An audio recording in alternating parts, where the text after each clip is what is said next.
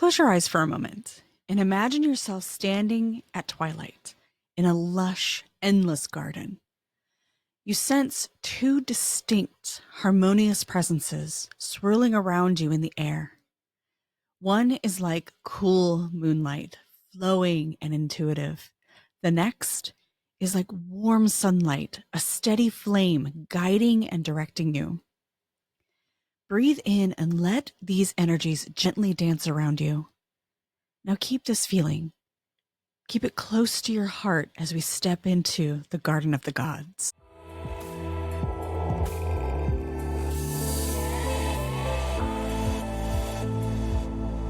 Merry meet and welcome back. I'm Leandra Witchwood, and today we begin our exploration into the Garden of the Gods, where divine archetypal energies guide us in our spiritual endeavors and in our growth.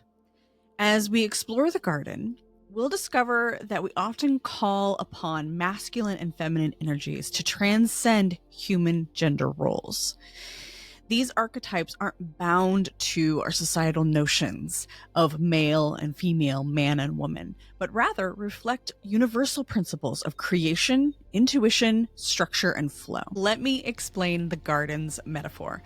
The garden metaphor is about imagery that comes from my certification and initiation program I call the Gardens of the Mystic. The Gardens of the Mystic program is an 18-month program, a program I've developed to help guide mystics, witches, spiritually minded individuals toward embodying and understanding esoteric and metaphysical topics. Each month, we explore a different sacred garden based in sacred esoteric knowledge that we use to improve our lives, our spiritual connections, and communities. In many traditions, we hear of divine masculine and divine feminine energies or forces. Think of it like this. The divine feminine is that creative womb space, fertile void from which all things emerge. It's fluid, receptive, nurturing. We dove into some of this with our look into the primordial. The divine masculine can be that spark, the structure, the container that gives form to potential. It gives it direction, focus, and perspective, and protection. I look at it as the river versus the river bank. The river is that primordial force, that divine feminine force, that creatrix that embodies creation through chaos and movement. While the river bank is more sturdy, structured, it gives focus and direction to that creative force. The divine masculine is that sentinel, that protective energy that allows the divine energy of creation to freely express its chaos and to create without limitation. The divine masculine acts as an anchor for the storm, keeping the divine feminine from getting too carried away. If you're familiar with the story of Kali, you'll get a better insight into how the feminine can be so destructive, too destructive, and the masculine becomes that anchor. With this, it is crucial to understand that these archetypes aren't tied to being man or woman, male or female. Of course, this can be a difficult concept for us to grasp in a paradigm where we are taught gender roles are somehow necessary and linked to our identities.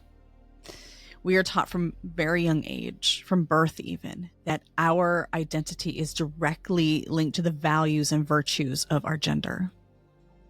To be a woman means X. To be a man, it means X. And those can become very rigid in perspective.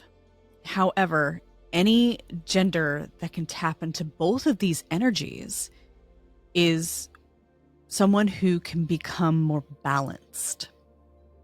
We embody both masculine and feminine energies at any given time. They are traits not identified by your gender identity, but rather by natural patterns. By acknowledging them and recognizing them in the natural world, we recognize them in ourselves. We can move beyond these limiting stereotypes and embrace a full range of spiritual identity. However, any gender can tap into both masculine and feminine energies. We embody both of these energies throughout our life. They are traits and are not meant to serve as an identity, but rather natural patterns.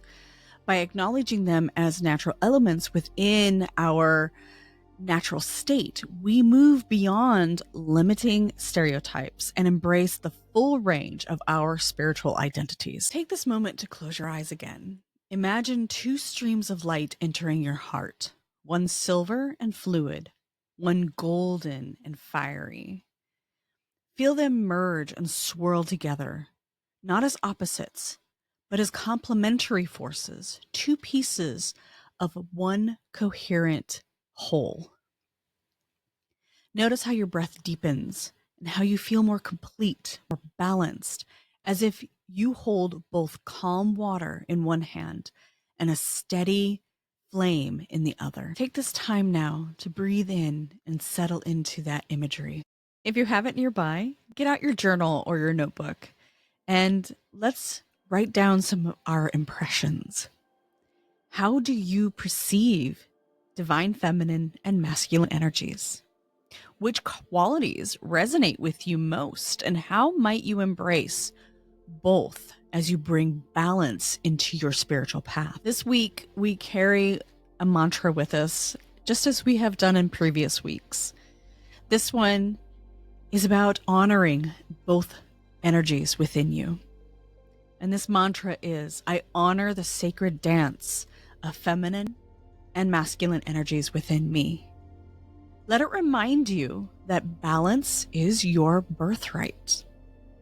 I honor the sacred dance of the feminine and masculine energies within me. Thank you for joining me in this episode. And if any of this resonated with you, check out the Gardens of the Mystic certification and initiation program, where we go deeper into these mysteries. You can visit my website, leandrawitchwood.com, or click the link in the show notes to get more information and find out how I can help you cultivate a more empowered and balanced spiritual practice.